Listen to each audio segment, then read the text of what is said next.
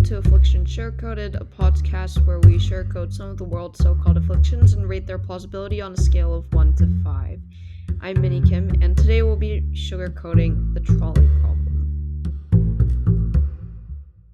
Assuming we're all nerdy enough to listen to this podcast in the first place and hence know what a trolley problem is, but for the people who don't know what it is, it's basically a moral dilemma in which a person is next to some train tracks or trolley tracks, whatever you call it, and you have a choice of letting a trolley that would certainly kill 5 people who are tied to the tracks, or you can pull some kind of lever and then let it surely kill one person who is also tied to the tracks, but the tracks is weirdly in the other side.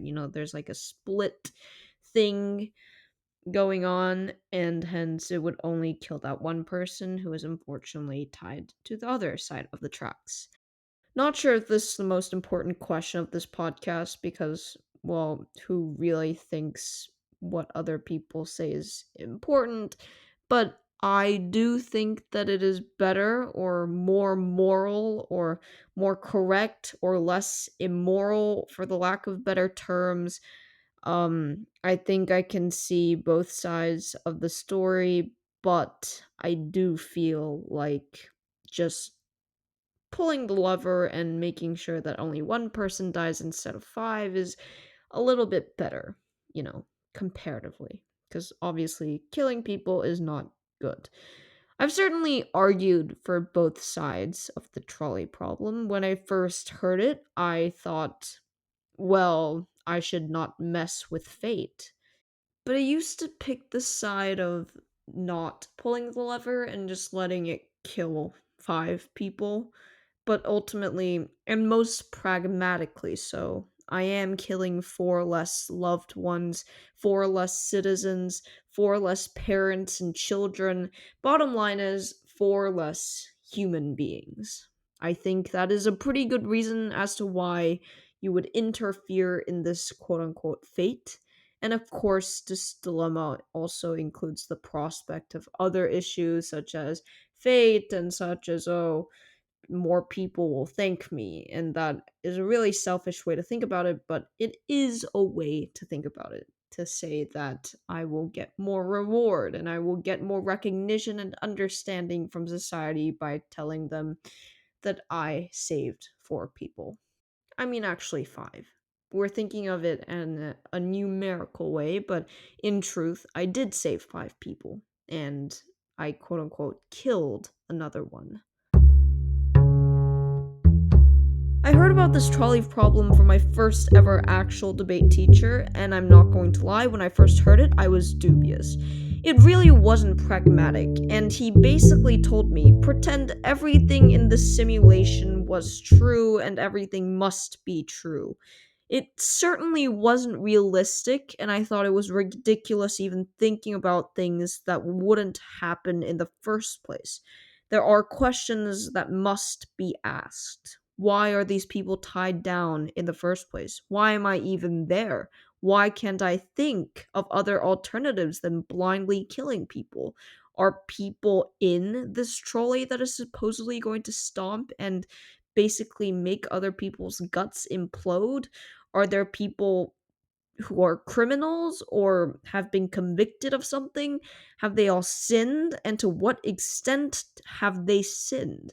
What societal value do they hold? What jobs do they have? Do they have children? And we ask these questions because it likely changes our answers. If that one guy was a doctor or a billionaire philanthropist who donated money to poor and sick children, and if the other 5 guys were convicted criminals, I would most certainly choose to save that one rich guy. If the 5 people were pregnant with children, however, and if the other guy was a random guy on the street with a considerable family, the decision would be playing into the same metric I used with the original problem. I would be saving 10 lives instead of 1. Maybe there's a twin, and hence 11 lives. There is a problem with this idea of the dilemma, is what I'm saying. Because What this story tells us is that the trolley problem is never really a dilemma. It's just a problem that is, quite frankly, very unrealistic. And maybe there's a problem with us saying that we are quote unquote saving people. We are just pulling the lever. We are not saving anyone from anything. We are maybe killing people. Maybe that should also be challenged. And maybe that is also attributable to the fact that this problem is once again unrealistic. Also, as a general side note, I searched it up, and the person who developed this trolley problem is called Philippa Foot. And apparently, according to the National Institutes of Health, which, by the way, I'm completely unsure as to why the NIH is interested in citing who developed the trolley problem, but here it is. It is written and summarized in this sentence, quote unquote. The so called trolley problem was first discussed by Philippa Foot in 1967 as a way to test moral intuitions regarding the doctrine of double effect, Kantian principles, and utilitarianism. And as always, we all probably know the last word, utilitarianism. It is in a way more efficient, more effective, more pragmatic, and maybe that is the ideal that I chose to follow when I said that I would rather kill one person instead of five. But then, what is the point of history if we can't even figure out what we're doing right now? There's the brother of the trolley problem, in which instead of being in front of the lever, we are on top of a bridge. There's only one track this time. Next to you is an incredibly fat guy who is indeed fat enough to stop the trolley from hitting the five people that are tied to the tracks again. Do you push this fat guy and stop the train and hence prevent these people from dying? And also certainly killing the fat guy in the process, or do you not? And do you let the rest of the people, who, by the way, are also five people tied down to the tracks, die and save this fat guy? And again, there's a problem with semantics. We are not saving the fat guy. All we're doing is merely not killing him. By theory, everyone who agreed to the first problem to pull the lever should also agree to push this fat guy just in time. But people don't. And this can obviously be observed in Michael Sandel's Harvard video that we've all likely seen in our YouTube feed about justice. It's a lecture, and he discusses this amongst Harvard students. And the people who originally said that they would pull the lever often chooses not to push off this fat guy. Why? Because we touch his human flesh, because we can feel his death more intimately than the last? I'm not sure. So, this is all to say that in order to make moral observances on a general note, in order to intrigue someone with it, you need to cancel out the pragmatics. It's always about hitting that sweet spot, that equilibrium that isn't about economics.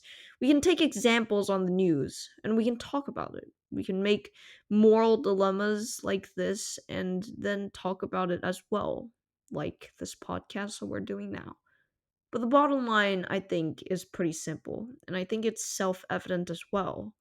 We make these decisions and we make these small talk based on the premise that we are never going to experience it.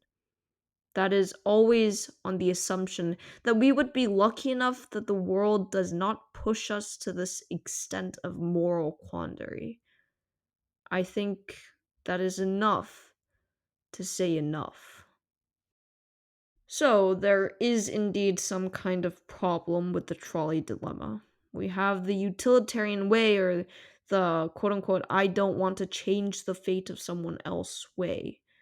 But will people be held accountable? Is it even right to push this problem to the implications of real life, the media, the families, the regret that we might face?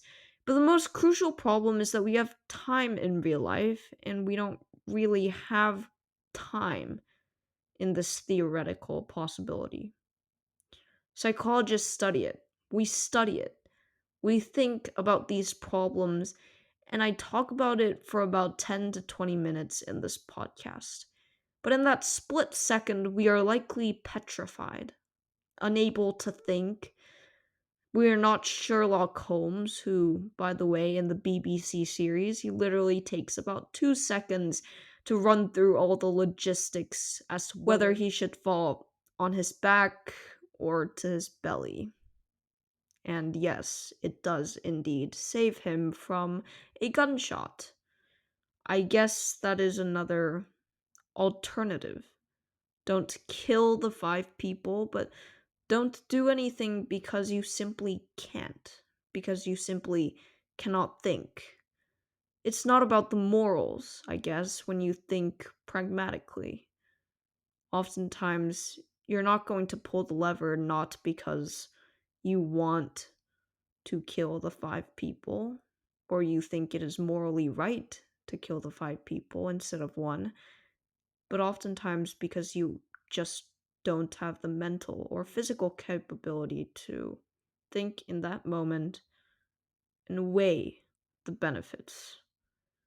I think that's the beauty of the trolley problem.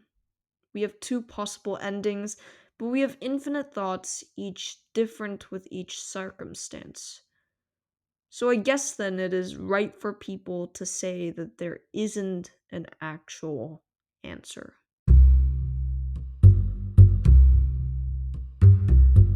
I know this one is a bit more philosophical than my other ones. We are all in the trolley problem with an inability to know more, with a glass ceiling in at least one aspect of our lives. I don't want to name it a dilemma, because the trolley problem is much more, in my opinion. It is a perfume that diffuses into each and every corner of the room. I'm writing this podcast in the middle of an airport, waiting for my 10-hour flight to Sydney for a competition. I'm looking at the now dark sky, frankly, sparkled by Tinkerbell with the lights on the side of the airplanes in a complete frenzy of a plura of something I cannot fully explain. So I'm not in a dilemma, I guess. I am, in the end, in something very beautiful. We live in the trolley problem far away in the corner of our minds until it is evoked, called on by the sciences of our brain. And here's a quote that I've lived by since I watched a Liam Port video, a Cambridge graduate who's now technically a lawyer in the UK. Because I don't want to reveal my French to the several people who listen to this. It goes like this: We must cultivate our garden, by Voltaire in Candide. Now, this is to say that there is no best of all possible worlds, but let's be honest. There is, in the physics and ethics and astronomic world, we can maybe all merge to find the answer as to how we can possibly create the correct mark for this. But we can't. So for now, we will listen to the Enlightenment guy and turn to science when we can't find the answer. And if we can't find the answer, well, just make sure you don't kill anyone. I give the sugarcoating of the trolley problem a 4. This podcast was written and produced by me, Minnie Kim. If you have any reviews, please feel free to write any and all thoughts on your podcast reviews.